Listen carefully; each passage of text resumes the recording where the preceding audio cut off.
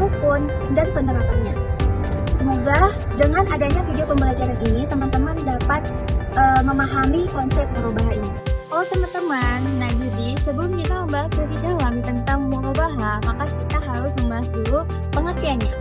Nah, murabahah pada dasarnya ini adalah akad jual beli yang dimana ciri utamanya adalah penjual wajib menyebutkan harga pokok dan keuntungan marginnya secara terbuka kepada pembeli. Murabahah ini banyak digunakan karena prosesnya mudah, resikonya rendah, dan harganya sesuai dengan nasabah. Saya akan menjelaskan materi dasar hukum murabahah, yang dimana murabahah adalah akad jual beli, di mana penjual menyebutkan harga pokok barang dan keuntungan margin secara jujur kepada pembeli. Akad ini banyak digunakan dalam berbagai syariah karena halal, transparan, dan bebas riba. Saya akan menyebutkan 3 dasar-dasar murabahah. Yang pertama, dasar dari Al-Quran.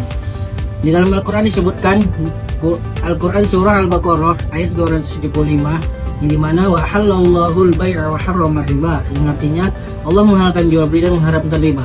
Ayat ini menjelaskan jual beli itu halal, sedangkan riba haram. Murabahah termasuk jual beli yang dibolehkan. Yang kedua, dari dasar hadis, Rasulullah SAW menegaskan bahwa jual beli yang jujur dan transparan akan diberkahi. Hadis riwayat Bukhari dan Muslim.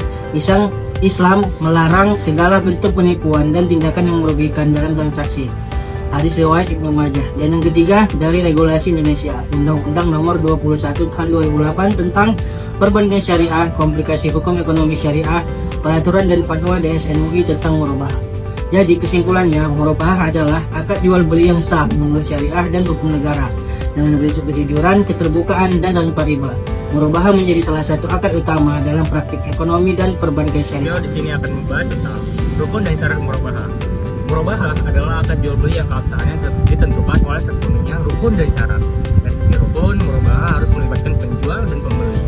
Adanya barang diperjualbelikan, harga yang disepakati, serta dan qabul sebagai tanda kesepakatan. Jadi seluruh unsur ini wajib ada agar akad memiliki kekuatan hukum menurut syariah.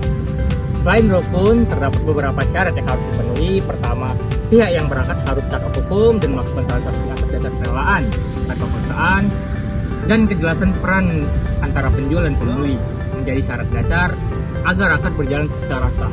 Dan yang kedua, barang yang diperjualbelikan harus halal, bermanfaat, dan dapat diserahkan. Barang tersebut juga harus dimiliki atau dikuasai oleh penjual serta sesuai dengan spesifikasi yang telah disepakati.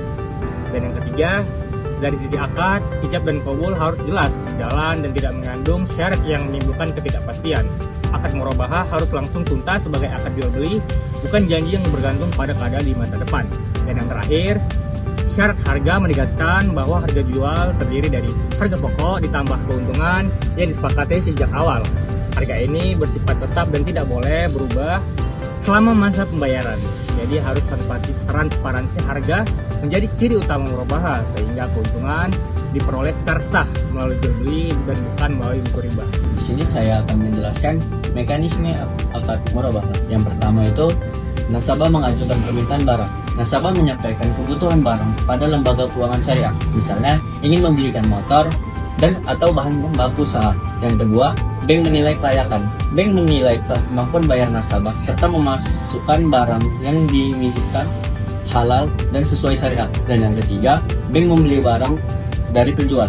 Setelah permohonan setuju, bank membeli barang tersebut atas nama bank, bukan atas nama nasabah. Pada tahap ini, bank sudah memiliki barang. Dan yang keempat, bank menjual barang kepada nasabah. Bank menjual barang kepada nasabah dengan harga pokok plus margin keuntungan yang disepakati. Harga ini bersifat tetap sampai akhir pembayaran. Yang kelima, nasabah membayar secara angsur atau tunai. Nasabah membayar sesuai perjanjian. Tidak boleh ada tambahan denda yang bersifat riba, kecuali dengan keterlambatan atau sifatnya sosial, atau disalurkan ke dana kebajikan. Dan yang terakhir, serah terima barang. Barang diserahkan kepada nasabah setelah transaksi murabahah terjadi dan nasabah bertanggung jawab atas barang tersebut. Nah teman-teman, contoh yang sering kita jumpain pada Bank Syariah Indonesia adalah pembiayaan motor, yang dimana nasabah mengajukan pembiayaan motor kepada bank, lalu bank membeli motor tersebut kepada dealer. Setelah motornya sudah ada di tangan bank, lalu bank menjualnya kembali kepada nasabah dengan harga pokok ditambah margin keuntungannya. Nah, nasabah lalu membayar harga tersebut secara cicilan sesuai dengan